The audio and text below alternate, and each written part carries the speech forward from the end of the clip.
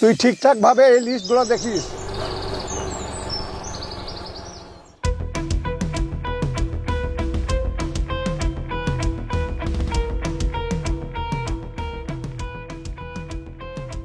আরে মাইনুল সাহেব, হঠাৎ আপনি আসুন আসুন, চেয়ারে বসুন।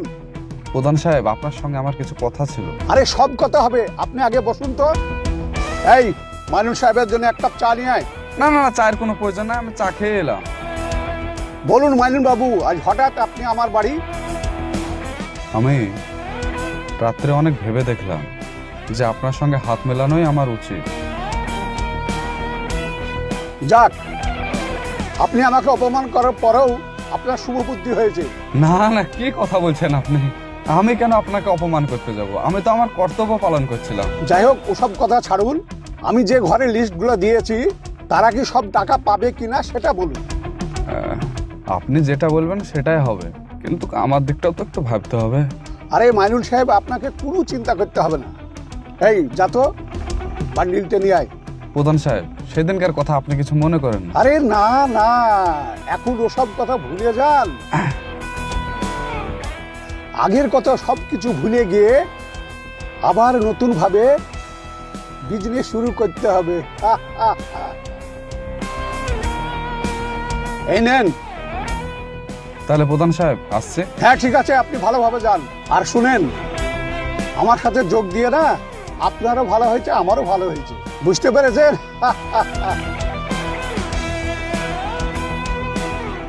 সেদিন পঞ্চায়েতে সবারই সামনে আপনাকে অপমান করলো, তারপরেও ওকে আপনি দলে নিছেন। কিছু কিছু সময় না কুত্তাকে বিস্কুট খাওয়াতে হয়, আর কাজ হয়ে গেলে লাঠি মেরে বের করে দিতে হয়। বস।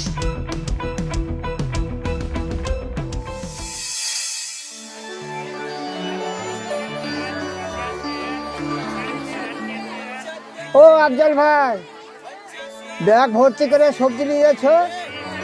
বাড়িতে তো অনেক মানুষ, সবজি লাগবে না?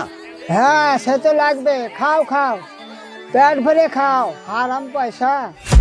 তোমার কি মাথা খারাপ হয়েছে? কি সব বকছো তুমি? ঠিকই বলছি, আমার ঘরের টাকা মেরে সবজি কিনে খাওয়া হচ্ছে। শুনো, মাইনুল কারে টাকা মেরে খায় না, ও সৎ পথে ইনকাম করে। মাইনুল খুব ভালো ছেলে। কোন জায়গায় পাস করছে? ওই প্রধানের পা থেকে ওই টাকা খাচ্ছে। আর বিশ্বাস না করলে বাড়ি গিয়ে ছেলেকে জিজ্ঞেস করেন না। তুমি এবার কিন্তু বেশি বকছো। আমার বাড়ির টাকা প্রধানে খেয়েছে, আমি এমনি এমনি বলছি না। ফালতু লক্ষ্য থেকে ওটা এখান থেকে।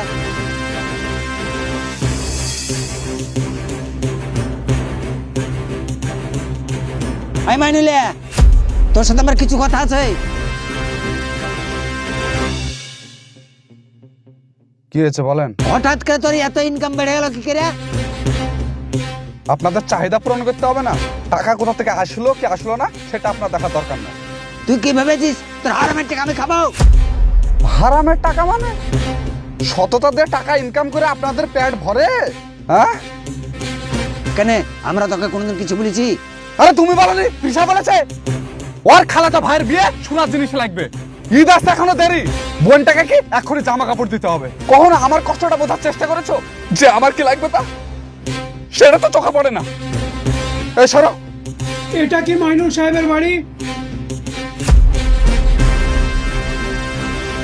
হ্যাঁ, এটা মাইনুলের বাড়ি। তুমি এক কাজ করো, এই মাইনুলের বাড়িটা সার্চ করে যাও। স্যার। ইন্সপেক্টর সাহেব, হঠাৎ আমাদের বাড়ি কি ব্যাপার? আমি আপনার ছেলে মাইনুলকে গ্রেফতার করার জন্য এসেছি। কি বলছেন আপনি স্যার?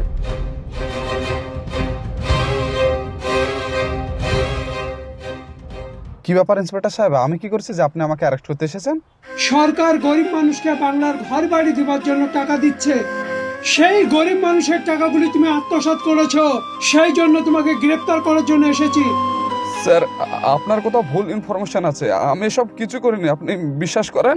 স্যার, এই টাকার বান্ডিলটা বাড়িতে পাওয়া গেছে। আর কিছু বলার আছে তোমার? একে অ্যারেস্ট করো। Okay sir. চলো থানায়, তারপর তোমাকে কোর্টে চালান করবো।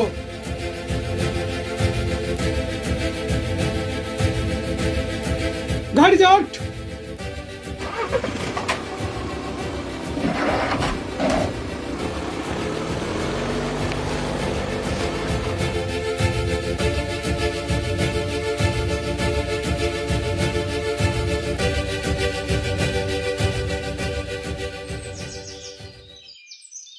বৌমা তুমি আবার কোথায় যাচ্ছো? বাপের বাড়ি যাচ্ছি আমি।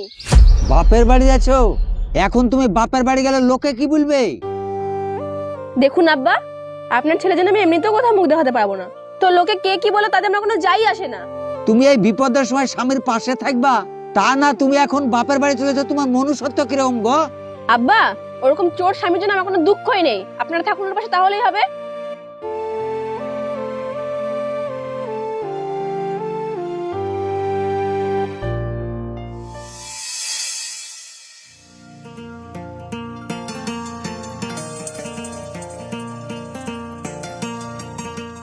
আরে মাইনুল সাহেব, আসুন আসুন, আপনি আমার বুকে আসুন।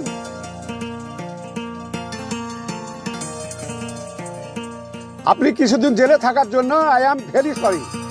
ঠিকই আছে স্যার, কিছু জিনিস জীবনে ঘটে যাওয়া ভালো, তাহলে বোঝা যায় যে খারাপ সময় কে পাশে থাকে আর কে থাকে না। আমি এইদিকে সব সামলে নিয়েছি, আপনি আগামী কাল থেকে অফিসে জয়েন করবেন, বুঝতে পেরেছেন? অফিস? হ্যাঁ মাইনুল সাহেব, আপনি আর একটা কথা মনে রাখবেন, আমি থানাতে আপনাকে ঢুকাতেও পারি, আবার ওই থানা থেকে আমি বের করতেও পারি। তাই আপনি আমার সঙ্গে বেইমানি করার আগে 100 বার ভাববেন। তার মানে আপনি আমাকে অ্যারেস্ট করিয়েছেন? খারাপ সময় হোক বা ভালো সময় হোক, আমি কারোর সঙ্গে বেইমানি করি না, সবাই আমার সঙ্গে বেইমানি করে। আসছি, ভালো থাকবেন। এই মাইনুল, শুনুন শুনুন, আমার কথাটাও তো শুনে যান। আমাদের সমাজে একটা বয়সের পর একজন পুরুষের জীবন বলতে শুধুই দায়িত্ব, স্বামী হিসাবে, পুত্র হিসাবে, ভাই হিসাবে। আর সেই দায়িত্ব সামলাতে সামলাতে টাকা উপার্জনের মেশিনে পরিণত হয়। যদি কোনো পুরুষ এই দায়িত্ব সামলাতে ব্যর্থ হয়, পরিবার থেকে শুরু সমাজে তার কোনো মূল্য থাকে না। তাই হয়তো ইচ্ছা না থাকলেও অনেকে খারাপ কাজের সাথে জড়িয়ে যায়। তবে যদি কখনো সে বিপদে পড়ে, পরিবারই তার সাথে সম্পর্ক শেষ করে। তাই বন্ধুরা, দায়িত্ব সামলানো অবশ্যই উচিত, পরিবারকে সবাই খুশি রাখতে চায়, তবে কখনো অন্যায় কাজের সাথে জড়িয়ে পড়ো না। বিপদে পড়লে কেউ পাশে থাকবে না, তুমি একা হয়ে যাবে। সো ভালো থাকবেন, সুস্থ থাকবেন, দেখা হচ্ছে আপনাদের সঙ্গে আবার নেক্সট ভিডিওতে।